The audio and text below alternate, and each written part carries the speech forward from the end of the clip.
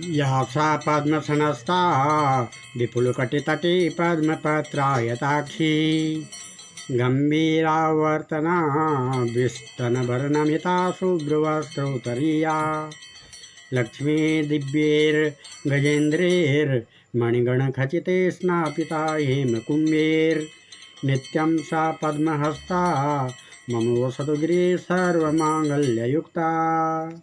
ओम अरुणकमल संस्था तद्रज पुंजवर्णाम करकमलदितेष्टा भीतियुग्माम्बुजा च मणिकटक विचित्रालंकृता कल्पजाले सकल भवन माता संततम श्री श्री नमः। श्री दुम दुर्गाय नमः। श्री जगदम्बिकाय नमः। श्रीमद्देवी भागवत महापुराण तृतीय स्कंद ब्रह्मांड की उत्पत्ति। सज्जनों, आज ब्रह्मांड की उत्पत्ति के बारे में आपके सामने कहते हैं कि जन्मेजय ने पूछा, भगवान आपने अम्बा यज्ञ द्वारा देवी के आराधन करने की आज्ञा दी है, अतः वे कौन हैं, कैसे और कब प्रकट हुई? ब्रह्मन साथ ही विस्तार पूर्वक ब्रह्मांड की उत्पत्ति भी कहिए, क्योंकि भूदेव ब्रह्मांड के विषय में जो कुछ कहा गया है तथा वह जैसा जो है, ये सभी बातें आप जानते हैं। मैंने सुना है कि ब्रह्मा, विष्णु और रुद्र ये तीन सगुण देवता हैं। व्यास जी कहते हैं, राजन, तुम्हारी बुद्धि बड़ी विशाल है। अभी तुमने जो पूछा है कि ब्रह्मादि की उत्पत्ति कैसे हुई, सो वह महान कठिन विषय है। एक समय की बात है, गंगा के तट पर सर्व ज्ञान संपन्न मुनिवर नारद जी विराजमान थे। वेद के सर्व उत्कृष्ट ज्ञाता उन मुनि का मुझे दर्शन हुआ। कुशल प्रश्न हो जाने के पश्चात मैंने नारद जी से पूछा। मैंने कहा, मुने, आप बुद्धिमान हैं, मुझे यह बताने की कृपा कीजिए कि इस विस्तृत ब्रह्मांड के प्रधान कर्ता कौन है। कितने ही आचार्य भवानी को संपूर्ण मनोरथ पूर्ण करने वाली बतलाते हैं। वे आदिमाया महाशक्ति एवं परम पुरुष के साथ रहकर कार्य संपादन करने वाली प्रकृति है।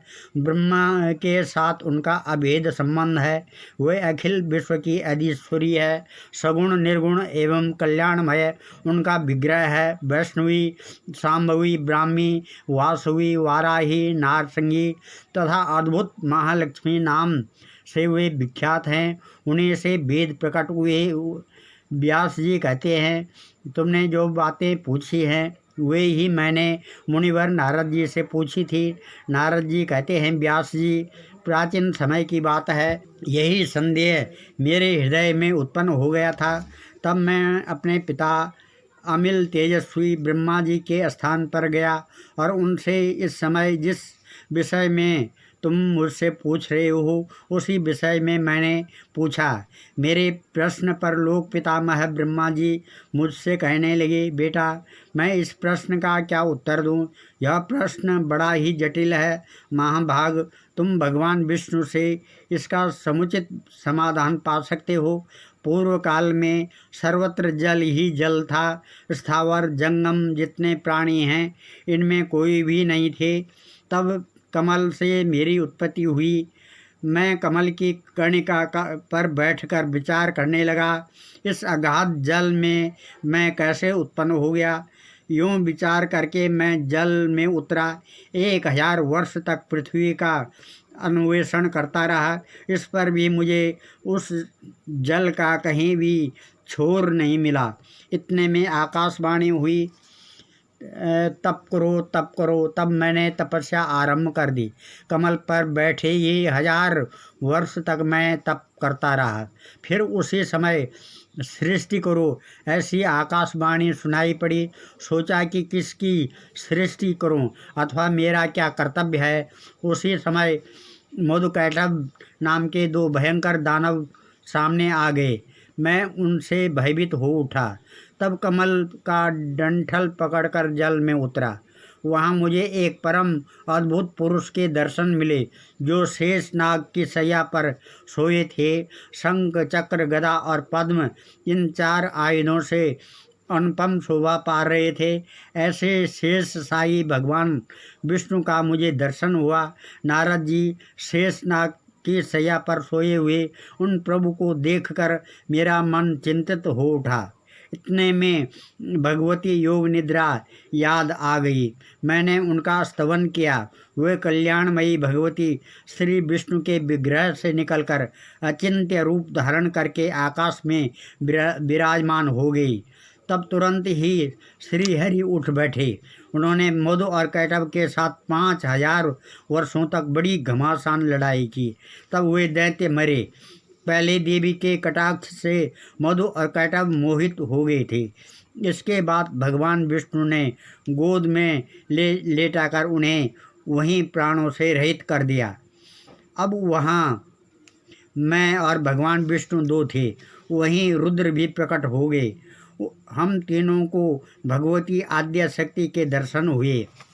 तब वे आदि शक्ति हम लोगों से कहने लगी। देवी ने कहा, ब्रह्मा विष्णु और महेश्वर, तुम भली भांति सावधान होकर अपने अपने कार्य में संलग्न हो जाओ।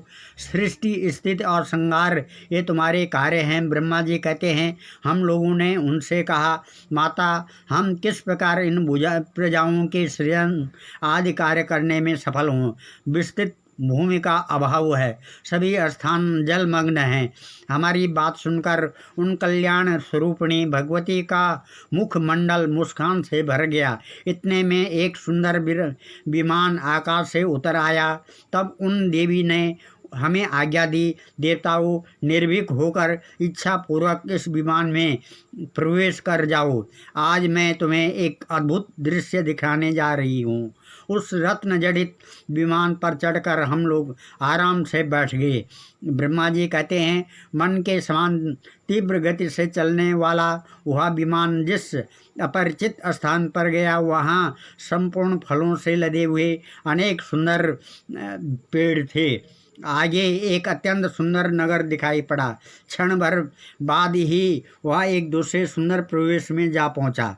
वहाँ हमने देखा अनुपम नंदन वन था। सैकड़ों अप्सराएं, यक्ष, गंधर्व आदि विद्याधर उस पारिजात के उपवन में गाते एवं विहार करते थे।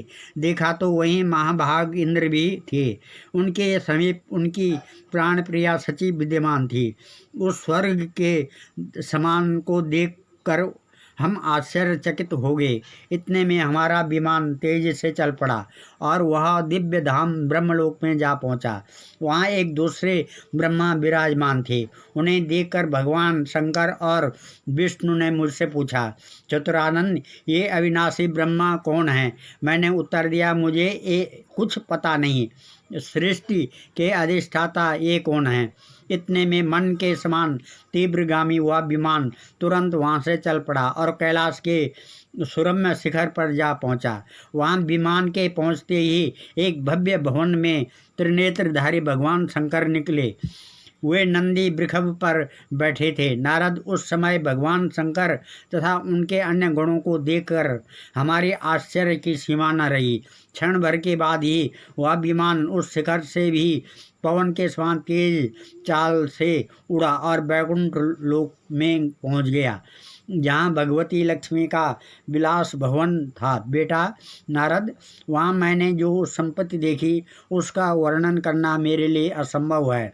उस उत्तम पुरी को देखकर विष्णु का मन आश्चर्य के समुद्र से गोता खाने लगा। वहाँ कमल लोचन श्री हरि विराजमान थे। इतने में ही पवन से बात करता हुआ वह विमान तुरंत उड़ गया। आगे अमृत के समान मीठे जल वाला समुद्र मिला। वहीं एक मनोहर द्वीप था। मंदार और पारिजात आदि वृक्ष उसकी शोभा बढ़ा रहे थे। मनोहर वृक्ष उस द्वीप के कोने कोने को सुशोभित कर रहे थे। उसी द्वीप में एक मंगलमय मनोहर पलंग बिछा था। भली भांति के रत्नों से उनकी विचित्र शोभा हो रही थी। उस समय पलंग पर एक दिव्य ब्रह्मणी बैठी थी। उनके गले में लाल रंग की माला थी। लाल वस्त्रों से श्री विग्रह सुशोभित था। वह ऐसी प्रभावपूर्ण देवी थी मानो करोड़ों बिजलियां एक साथ चमक रही हों। वैसी सुंदर स्त्री को मैंने कभी नहीं देखा था। पास में अनेकों साधक बैठकर ह्रीं इस मंत्र का जप कर रहे थे। भुवनेशी, माहेश्वरी आदि नामों को हृदय अंगम करने वाली देवकन्याएं चारों ओर बैठी थी। उन्हें देखकर हम स्वामी महान आश्चर्य में पड़ गए। आपस में कहने लगे, यह सुंदरी कौन है और इसका क्या नाम है? हम इसके विषय में बिल्कुल अनभिज्ञ हैं। नारद तब भगवान विष्णु ने उन चारुहासिनी भगवती को देखकर विवेक पूर्वक निश्चय कर लिया कि वे भगवती जगदम्बिका हैं। तब उन्होंने कहा कि ये भगवती हम सभी की आदि कारण है। ये वे ही दिव्यांगना है जिसके प्रलयार्णव में मुझे दर्शन हुए थे। उस समय मैं बालक रूप में था। वो भगवती सभी भक्तों की मनोकामनाएं पूर्ण करे, यही मेरी जगदम्बिका से प्रार्थना है। जो इस कथा को सुनता है उसकी सभी मनोकामनाएं पूर्ण होती है। अगर आपको ये कथा अच्छी लगी तो इसे लाइक करें, शेयर करें और आगे इसी तरह की कथा सुनने के लिए मेरे चैनल को सब्सक्राइब करें। धन्यवाद।